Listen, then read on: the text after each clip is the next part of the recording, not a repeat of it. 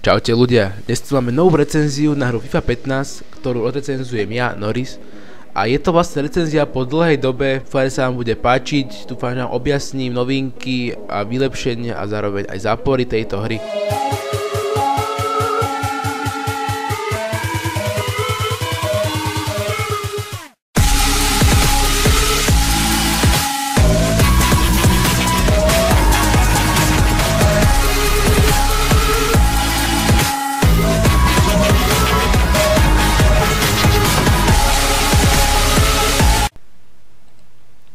EA nás už dlhú dobu masírovali množstvom videí a informácií o tom, že nová FIFA bude celá o emóciách a zážitkoch.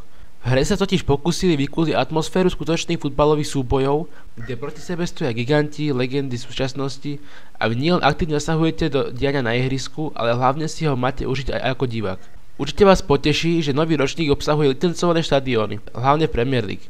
Tu vám to hneď uderí do očí. Diváci sú spracovaní lepšie ako v minulosti a taktiež aj ich správanie na štadióne. Spievajú klasické chorály, pískajú na ľúbených hráčov, robia mexickú vlnu a to všetko pri kamere a grafike, ktorá sa snaží navodiť dojem televízneho vysielania. Dokonca sa ich správanie odvíja aj od času v zápase.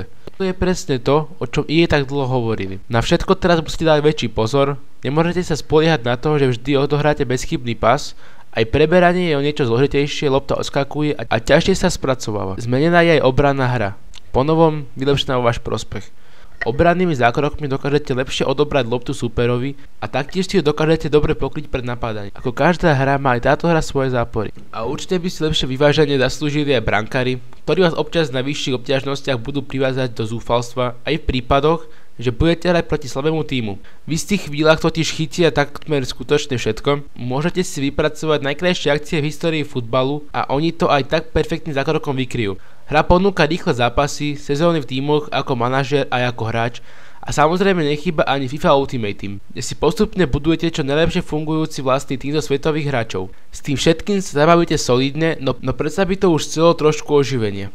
To v malej miere prinášajú skill minihry, ktoré sú súčasťou sezóny. Inak hra ponúka najviac práve v online režimoch, kde opäť nechýba FIFA Ultimate Team, napríklad môžete hrať celú sezónu 1 na 1 proti kamarátovi.